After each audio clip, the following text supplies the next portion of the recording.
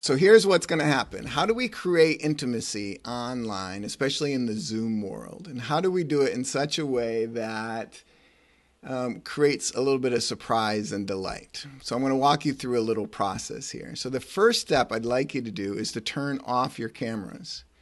And that might seem strange, but down there on the bottom where it says stop camera, go ahead and turn your cameras off. Next to it, there's a little up arrow. Click that up arrow and you'll see video settings button. Click the video settings button and you'll see that there's an option near the bottom, 3 up from the bottom, that says hide non-video participants. Go ahead and click that. Now close that window and everybody should be gone. And Alyssa, if you will be my guinea pig, if you can turn on your video. Great. And somebody who wants to have a conversation with Alyssa, also turn on your video. I don't know who this person's going to be. Joseph?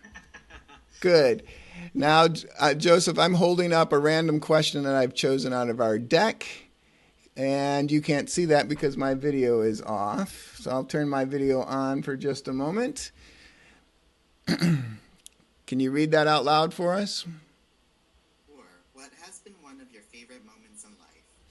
And then I'm going to jump out, and then you two can answer this question. Well, just for speed's sake, we'll let Alyssa do that. I love to travel, and I also have a heart for social justice. And so 3 years ago, I got to spend a couple weeks in Africa and visit businesses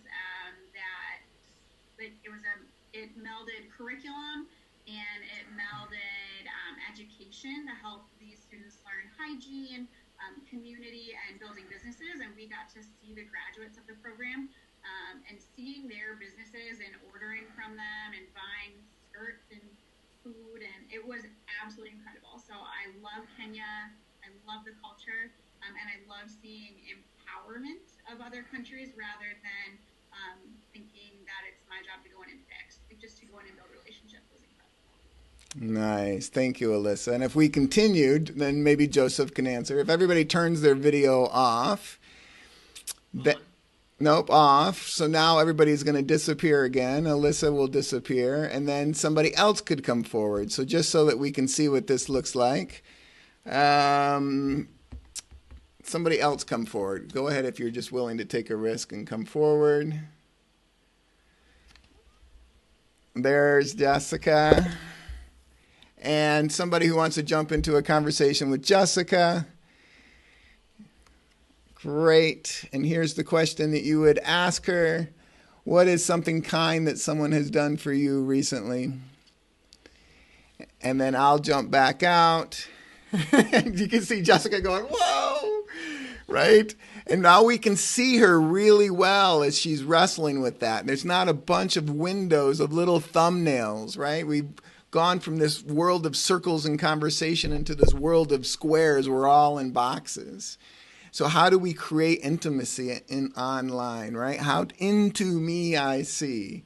So Chad and I stand for connection. And so connection is about creating a place where people can see each other for who they are and who they are not, exactly as they are, where they're seen, heard, and understood. And so now you guys got a sense of that. Everybody turn their videos back on. And this was the speed version of it. And you can see how we've taken all these thumbnails, 45, 50 thumbnails, and shrunk them all down into a way that we can end up being a little bit more intimate and having a conversation that we all can watch. And we did this as a graduation ceremony. So if there's a way that you're working with your OLs, orientation leaders, and you've trained them in something, and then at the end you could put them in these smaller windows like this and say, what's something that you appreciated about this person? And now suddenly it's a way of creating some intimacy and appreciating and acknowledging each other. And that acknowledgement is the gateway to actually creating contribution and connection.